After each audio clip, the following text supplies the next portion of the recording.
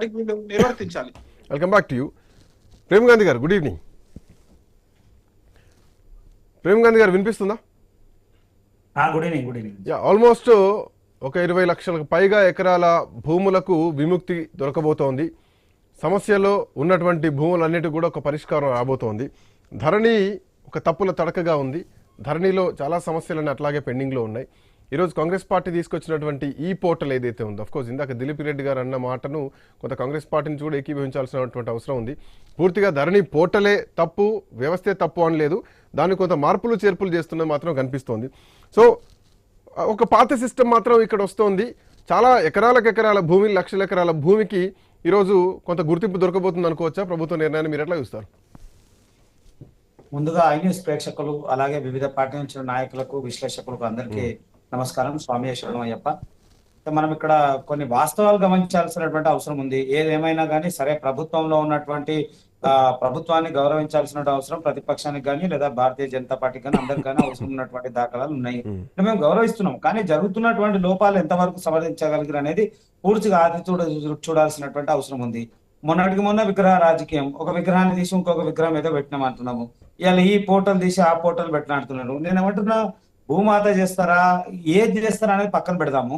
అసలు ఇప్పటి వరకు ఉన్నటువంటి అనేక సమస్యలు, ఇవాళ మీరు కోర్టు తగాదాలు చూసుకుంటే సివిల్ మ్యాటర్సే ఎక్కువ ఉంటాయి. మీరు ఎక్కడన్నా కోర్టు టచ్ చేయండి, భూమికి సంబంధించిన సివిల్ మ్యాటర్సే ఎక్కువ ఉంటాయి. అంటే ఇవన్నిటి గల కారణం ఏంటంటే, గతంలో చేసినటువంటి ధరణిలో జరిగినటువంటి మార్పుల వల్ల అసలు ఎట్లా ఉంటే, కాసాపానీలో ఒక పేరు ఉంటది, మళ్ళా పాస్బుక్ లో ఒక పేరు ఉంటది, రికార్డ్స్ లో ఇంకో పేరు ఉంటుంది. అరే ఒకరికో దానికి సంబంధం లేదు. ఎవరైతే ఆడ ప్రస్తుతం ఆడ వ్యవసాయం చేస్తున్నటువంటి కబ్జాదారు కాలం కూడా పూర్తి ఎత్తవేసారు. అలాగే విఆర్ఈ వ్యవస్థ పూర్తిగా పోయే వరకు గ్రామాల్లో ఉండేటువంటి పట్టు మొత్తం కూడా ప్రభుత్వం కోల్పోయింది. ఎందుకంటే ప్రభుత్వంలో గ్రామ వ్యవస్థలో గ్రామాధికారి ఎంత ఇంపార్టెంట్ అనేది మనం అందరికి కూడా తెలుసు. ఆ గ్రామంలో ఎక్కడ ఏ రకమైనటువంటి ల్యాండ్ ఉంది, అవన్నీ రికార్డ్స్ పూర్తిగా చేసేటువంటి బాధ్యత గ్రామాధికారి విఆర్ఓ చేతులు ఉంటుండే. ఆ విఆర్ఓ వ్యవస్థ పక్కన పెట్టే వరకు ఇలా పరిస్థితి పూర్తిగా తారుమారైన పరిస్థితి.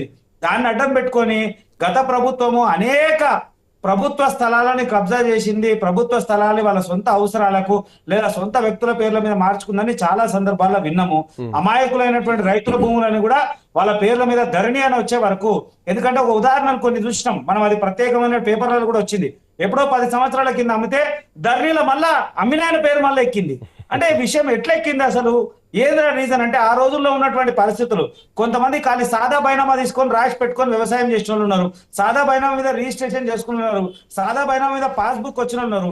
పాస్బుక్ లకు కానీ ఆ ధరణిలో ఉన్న పోర్టల్ కూడా సంబంధం లేనటువంటి విషయం. ధరణి వీళ్ళు ఇలా మాట్లాడుతున్నారు, గొప్ప మాట్లాడుతున్నారు, కానీ ఎప్పుడైతే ధరణి ప్రవేశపెట్టారో ఆ సర్వర్ కూడా బ్లాక్ ఉండే కొన్ని రోజులు, అసలు ఏమాత్రం పని చేయలేదు.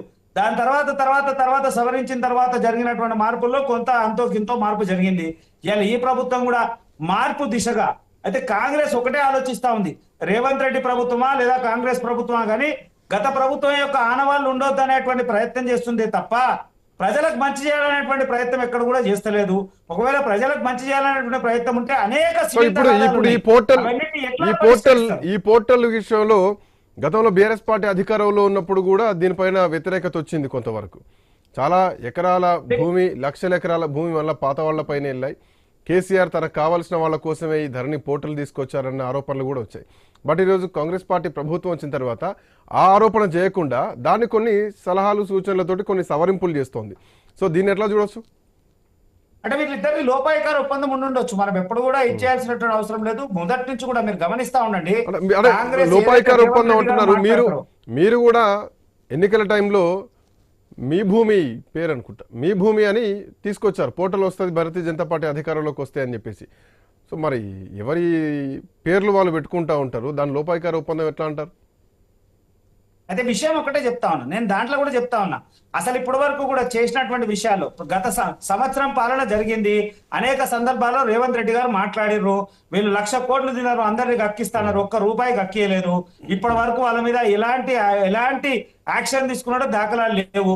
ఖాళీ ఏం చేస్తా ఉన్నారంటే మాటల గారడి తప్ప ఎక్కడ కూడా చేతల్లో కనబడతలేదు.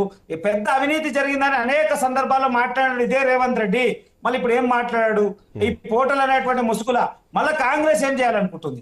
కాంగ్రెస్ వాళ్ళ అనుయాయులకు లేదా కాంగ్రెస్ సంబంధించినటువంటి వ్యక్తులకు మళ్ళీ మలుపుకునేటువంటి ప్రయత్నం చేస్తా ఉందా?